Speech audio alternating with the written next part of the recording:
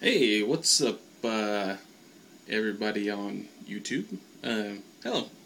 This is Floodmon14 here. 14. Sorry, I like doing that. But anyway, we're back here with another vlog video on Yu-Gi-Oh! And yeah, today, I'm probably gonna open some cards. But not right now. Today, I actually have, let me just show you guys what I plan to do today. Today I'm actually going to talk a little bit about, this is one of my albums, and by albums I mean, of course, albums of Yu-Gi-Oh! Cards. So, like I said in a past video, I plan to show you guys, might as well, I mean, some of my collection, some of the cards I've managed to be fortunate and blessed enough to grab and keep over the years. But yeah, a lot of memories, a lot of trades, a lot of battles in general, and a lot of thefts too. Let me just start. I guess what I'll do is I'll kind of start from the beginning as far as my. I'm gonna take a swig of water here real quick. Good stuff. But yeah, I mean, I don't know how long this video is gonna be. I could literally tell thousands of stories just related to. Oh yeah, one time, I dueled this guy in Yu-Gi-Oh! And I kicked his butt and da-da-da-da. Well, yeah, there's literally thousands and thousands of trades, stories, memories I have of Yu-Gi-Oh! But I guess what I'll do is I'll start by explaining when I first, got into the set, because that's what I'm going to do. I'm going to show you some of the first cards I collected. And, of course, I mean, this is probably a pretty common story, but I started, just one day. I started by watching the TV show, here in America, and really liked it. Enjoyed some of the, even as a kid, I could see, some of the underlying themes of the TV show, as far as friendship and, looking out for each other, standing up for one another. Just some, I mean, now, I know now as an adult that the version I watched was heavily censored. I mean, really censored, because actually I knew that as a kid as well, because shortly after the show came out, actually I think it was really close to the same time, I went to the library. We went to the library as kids a lot, and yeah, long story short, I mean, this was probably only after maybe 5 episodes, because they come on once a week, right? Yeah, so it was only probably about a month after I started watching the show, and we just happened to be in the library one day, and I was with my, I think I was with my mom, and probably a couple of my sisters or whatever, and I went over to the shelf, and I was like, hey, check out this book, and I told my mom, yeah, that's the TV show I just, watched last week, whatever. Long story short, we in our family were pretty good, readers, so to speak. We went to we have what's called a summer reading program here. A lot of states do, and to encourage kids to, read. Not only that, but if everyone gets out and reads, you meet people at the library. Get to make new friends. I mean, there's all kind of benefits to joining a reading program, even as an adult, by the way. So, yeah, good stuff. And yeah, basically, so about 5 episodes in, this is episode 5. By this point, Yugi has just barely made it to Duelist Kingdom and defeated Weevil. Underwood. So by that point, I started reading the books. And now, what always tripped me up, and of course I didn't learn this until way later in life. I mean, like, I literally didn't learn this till age 26. But the books covered what's called Yu-Gi-Oh! Season 0. Yeah, there's actually and I don't know, hey, maybe some people like me grew up watching the show, always thought, it's a little too childish, a little too soft, it's a little too, lovey-dovey and kumbaya. Okay. For all those haters, I want you to go to YouTube or wherever, Google, and I want you to type in Yu-Gi-Oh! Season 0. That is some real stuff. Yeah. And basically that's what was covered in the books that I was reading at the time, at the age of 13, 14, whenever. So, but yeah. You talk about some real life situations.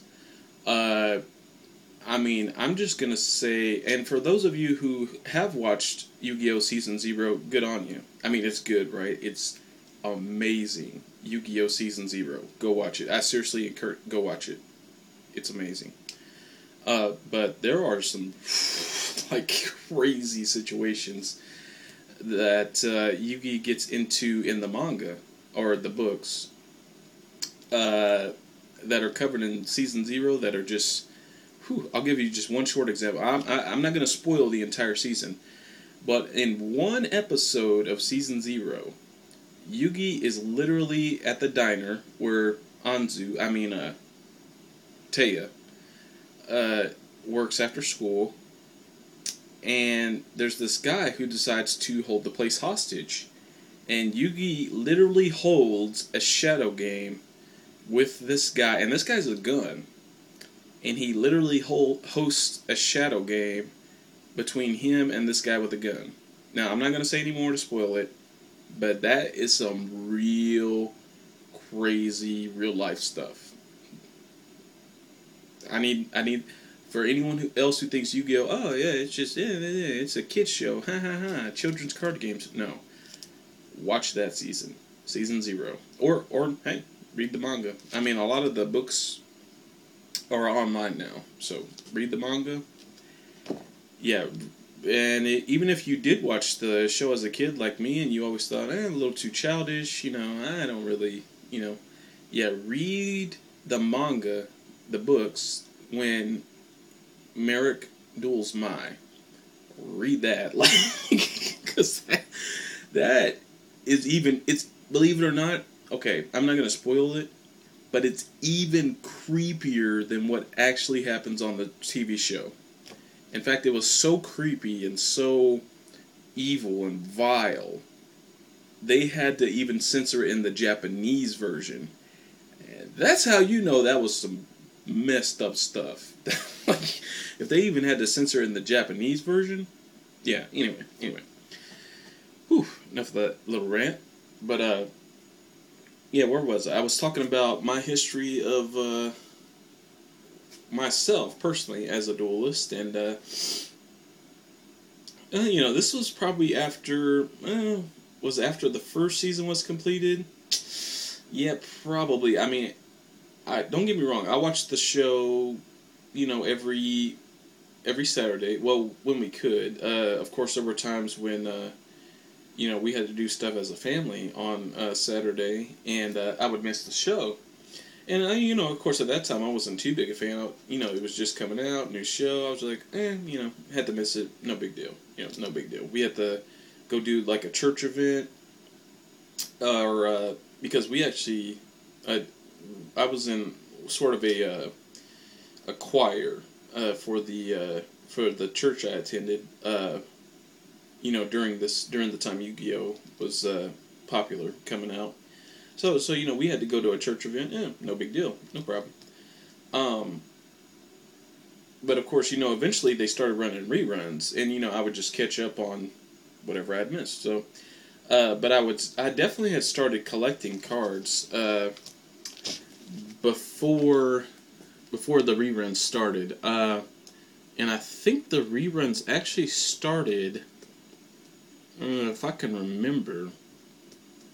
Yeah, this was right after Kaiba landed on Duelist Kingdom, and basically, he basically owned Joey like the dog that he was, or something like that. It was that episode. Like right after that, they started running reruns on Kids WB. Yeah, pretty sure. And like right after that is when I started collecting cards. And one of my first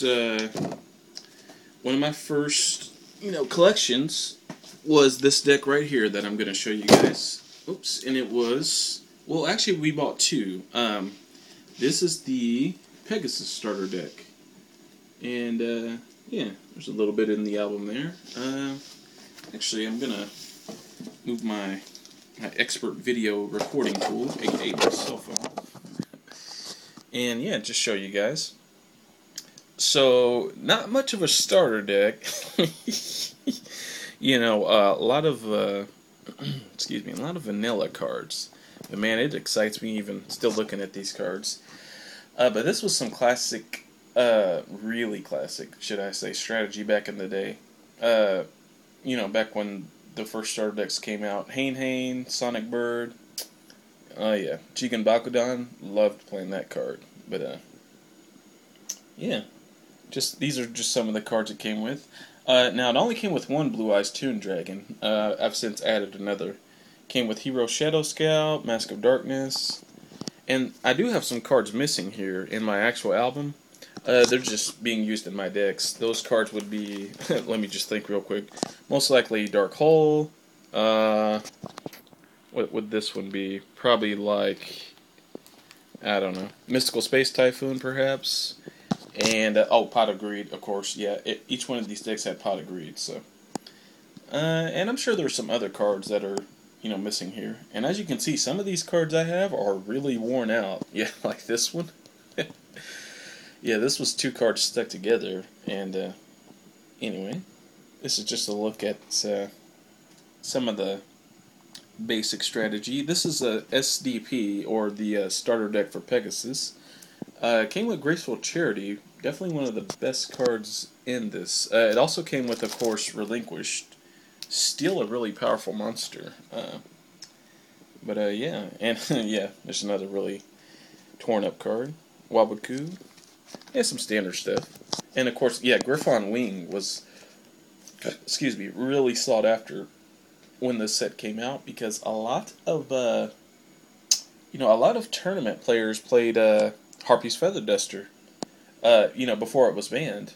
Yeah, you talk about fun.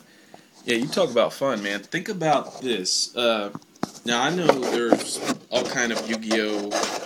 Players and styles and whatnot, but think about this. And it's even hard to think about. I can understand, like, if you're, say, for instance, you're a 8-year-old kid, and you're into Yu-Gi-Oh!, you know all the rules and stuff. There's this banned list, right? A list of banned cards that are not allowed, have never been allowed for a while. And you don't really like that, do you? Imagine this. Imagine an error. And it almost makes me sound old talking about this, but imagine an error where you could play any card you want in any tournament, period. That was fun. You know what I'm talking about? Like, people would run 3 Harpy's Feather Duster, 3 Matsu Reborn, 3 Raigeki. I mean, there was no limitations. You weren't limited to one. Imagine an era where anything goes, basically. If you had the card, boom, lay it down, man. Bring it on. Imagine that in a sanctioned tournament. That was fun. And I actually participated in a few local tournaments like that, and of course, I won quite a few. Yeah, running just what I just told you: 3 Change of Heart, 3 Harpy's Feather Duster, 3 Blue Eyes, whatever, 3 Relinquished, 3,000 Eyes Restrict, whatever I had, I just threw it in there, and it didn't matter. No ban list, no limitations. 3 Pot of Greed, 3 Graceful Charity. It didn't matter. It didn't matter. It didn't matter. You could play whatever the heck you wanted to. And man, that was some fun stuff. But anyway. Yeah, that was one of my first. I was talking about my first cards I collected. That was one of them, and the second deck. Believe it or not, I actually bought two decks at the same time to start. Well, because I have four older sisters, so that's a little fact about me. But I needed someone to practice against, right? Yeah. So I had saved up my money as a kid or whatever. And, I mentioned the fact that we were poor. Yeah, we were. So I had to literally work. I had to mow lawns just here around the neighborhood or wherever. And eventually, took a lot of mowing because you have to, account for, now as an adult, I know you have to account for maintenance and some other stuff, gas and, whatever else. Cost of breaking down. Yeah, I think the mower I was actually using broke down while I was trying to save, which sucks because, I had to tell my dad and then raise the money to take it to the shop. Anyway, long story short, I eventually got enough money to buy two starter decks. And so I bought that one, the one I just showed you guys, the Pegasus, and this one, the Joey starter deck. And, believe it or not, I actually, played with one of my sisters as far as this. And, so, and this is just a look at the Joey deck. Time Wizard, really early, good strategy. Because it was a one-side wipe, as long as you were successful. Maha Vilo, really good card as well in its time. And of course, Penguin Soldier came in this deck, really superb card. Still is today, actually. And, it's a 2-for-1, so. Really good card in this day as well. A nice beat stick, Zumbria the Dark. And it came with the classic Joey fusions, Thousand Dragon and Flame Swordsman.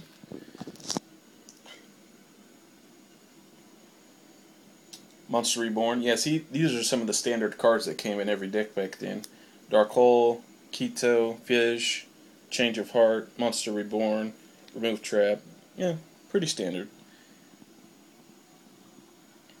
And this was a really sought card in the deck for Joey, just desserts back then. Steel is a great card. Really good card. For those burn decks. Or, even if you don't want a burn deck, you can just finish someone off. They have 5 cards on the field. Really good card. And also this came with the reverse trap. Really, still a really good card to this day. But anyway. Yeah, so, long story short, my history as a duelist, I would always use the Pegasus deck, and my sister, Elizabeth, would always use the Joey deck. And, I mean, of course, we just dueled at home for fun, or to practice, or whatever. And, we both got pretty good at it. We got to the point where we were both basically evenly matched, and then, for my birthday, I had got 5 packs from, I think it was just from the family in general, and they were the first 5 sets of Yu-Gi-Oh, which are, let's see, Legend of the Blue Eyes, Metal Raiders, Magic Ruler, and Pharaoh's Servant, and I think, actually, yeah, they skipped Legacy of Darkness, but I got a Pharaonic Guardian. First 5 packs. Whoever picked those packs out for me, thank you very much. To this day, I still don't know. But thank you so much, because I'm the luckiest kid ever. And I didn't even realize it at the time, because, some of the first rares I got, I'll go ahead and just show you guys. The commons I don't remember, but some of the first rares I got was this Carbonala Warrior. Not that good, but it's decent. The rare I got for Metal Raiders was actually, my first one was actually, I think this, the Magician of Faith. It's since been in a few accidents. It's actually got a half of a cut in it. Magician of Broken Faith. And that actually sounds like an interesting card title name. But yeah, that was one of my first ones. And my first rare for Magic Ruler. Oh yeah, right here, Cyberjar. Yeah, right. Like, how lucky am I, dude? How lucky was I to get that for one of my first rares? That's pretty awesome. uh, One of those banned cards to this day. My first. Let's see. Yeah. No wait, actually, Cyberjar wasn't my first rare. Oh yeah, that's right. Yeah. Actually, this guys, check that out. Serpent Knight Dragon. That was actually my first rare that came in the first 5 packs. Yeah, how lucky was I? Look at that. Secret rare, first edition. It is a little bent and stuff, and that's mainly because, I mean, as a kid, I didn't know, probably shouldn't shuffle your Yu-Gi-Oh cards like you shuffle a regular playing cards. So, a lot of my older cards are bent, but, yeah, wow. How lucky was I to get that? Serpent Knight Dragon, secret rare. Pretty awesome. I think the first rare I got in this was actually this one, Red Moon Baby. But eventually I got some better ones, of course, like Gravity Bind and whatnot. And last but not least, the last set I got was Pharaonic Guardian. And you guys will probably never believe what I got out of that one. My first rare was actually this card right here, Lava Golem. Yeah, how awesome was that? I pulled... Whoever picked those packs out, great pack picker, because they pulled 2 secrets just off the shelf at, wherever they got them. Walmart, Target, wherever. I still don't know where they got them. Could have ordered them online for all I know. But wow, Lava Golem and Serpent Knight Dragon. My first 2 secret rares. Awesome. Awesome. And I tell you what was really awesome about it is, Serpent Knight Dragon. I'm just going to pull it out for you guys.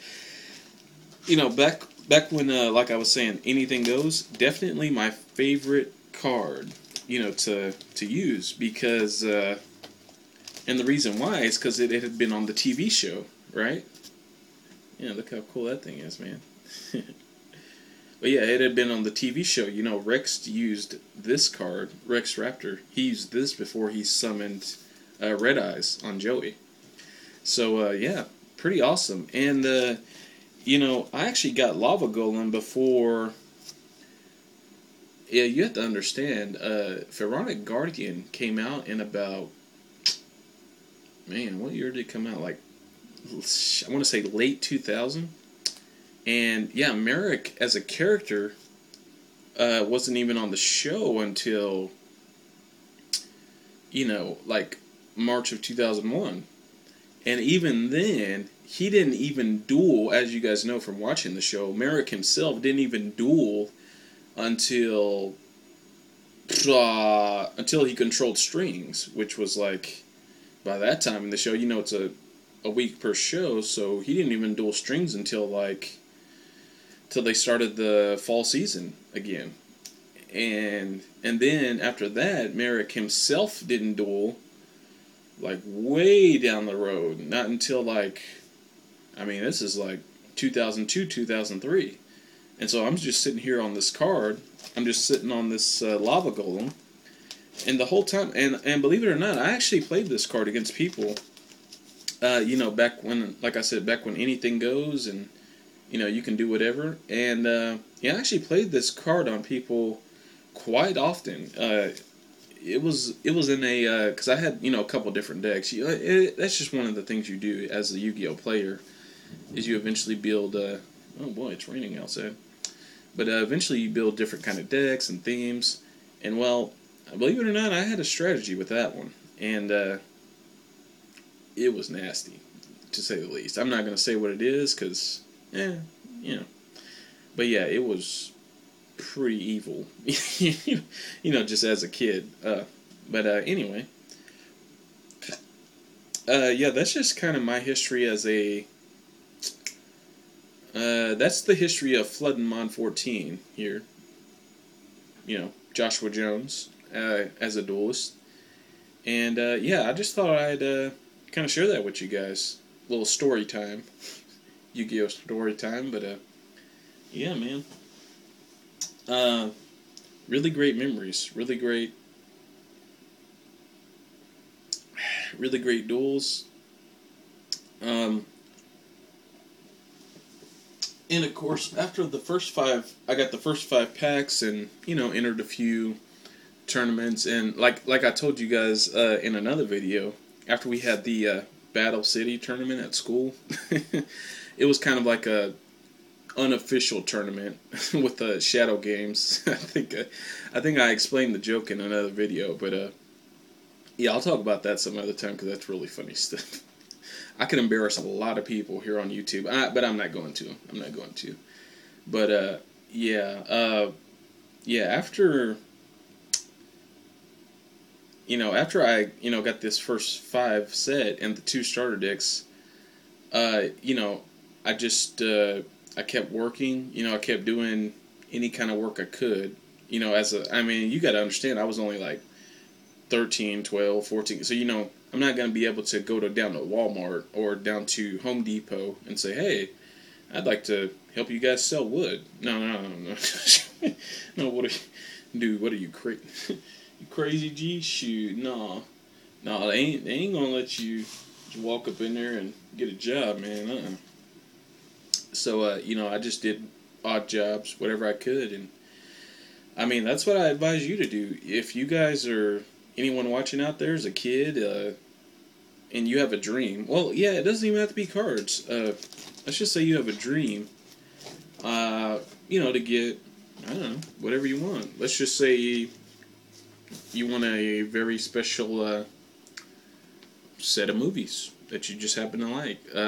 Let's say you're a 8-year-old little girl, and your mom has never bought you one Disney movie ever that involves a princess. Yeah, that's sad. That sounds sad. It really does. But let's say it's true. But you've always wanted to own this movie. Let's just say, I don't know, Beauty and the Beast. I don't know, whatever. And let's say hopefully your parents, trust you enough to, have a little freedom. Not too much, but a little. And that's my advice to you. Find an odd job. Find something you're good at. Like that you can do for other people. A small odd job. And save your money. Matter of fact, I offer that advice to anyone. Adults, teenagers, whoever, man. Because everything in this world, you have to pay the price. You have to pay. If you want to cross the bridge, you have to pay the toll. Very simple. And that's my advice. Do what you're good at. If you're good at making cakes, make them, sell them, save up your money. If you're good at cleaning, offer to clean someone's yard, pick up trash. That's part of what I did too. Like eventually, I just wanted, $2. I offered to clean some guy's yard next door, and picked up his trash. Got $2. He liked how I organized things as well.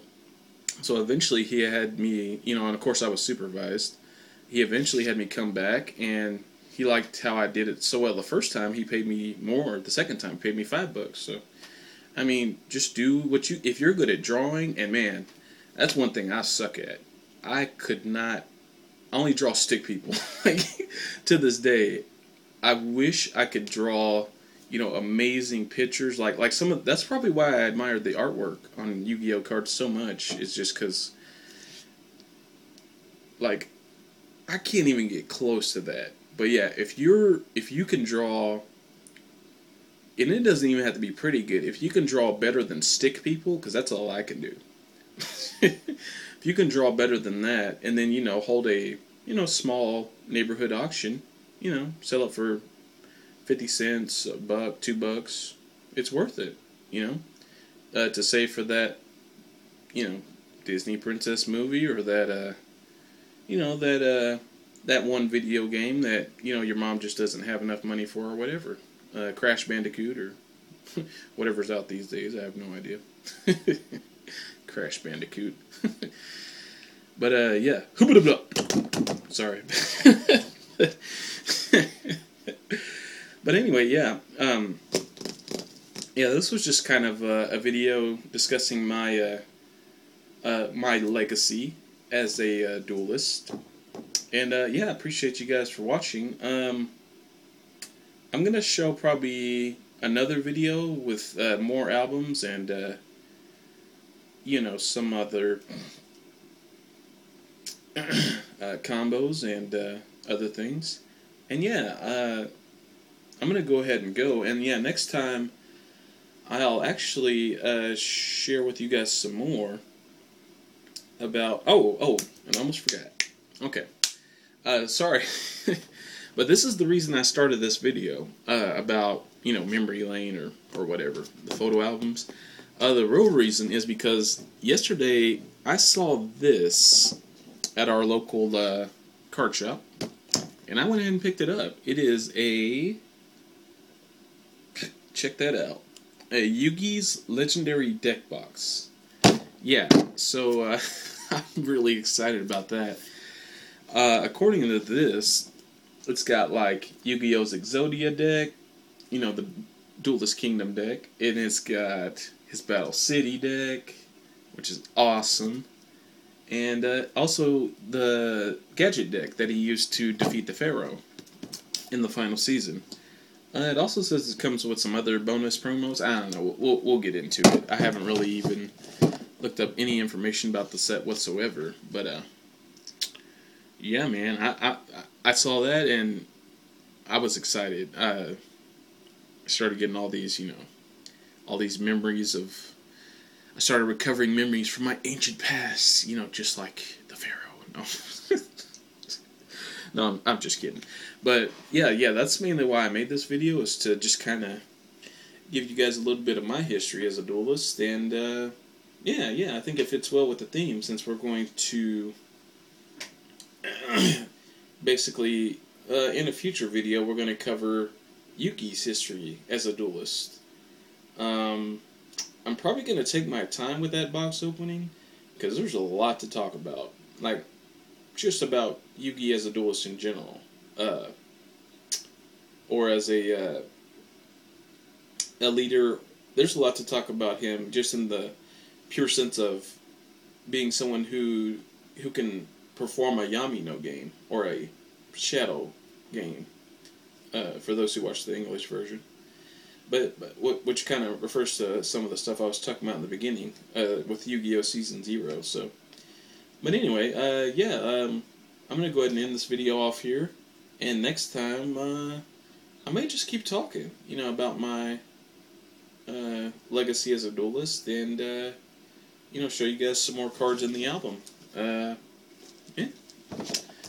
We'll see. But I will see you all next time. And this is Floodmon 14.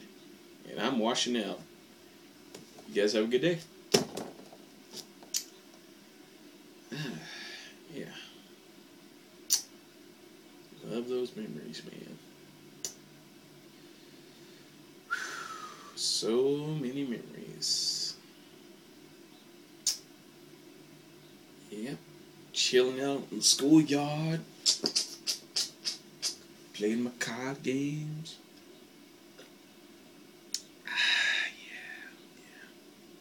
Yeah. Oh, man. Battle City. Battle City Junior High. I can't believe I actually talked about that. But, yeah. I still remember when I dueled Devin, and oh man, that guy was so mad, dude, when I used lava golem on him, because I attributed his ultimate blue eyes. That poor sucker. He didn't even see it coming, and he only had like 1,000 left too. No, he had 1,500 left, so I attributed his blue eyes ultimate, and then another monster, and then I inflicted 500 with just desserts. And the lava golem finished him off. That poor bastard. Oh, man. That was a good video. Oh, did I forget to hit stop?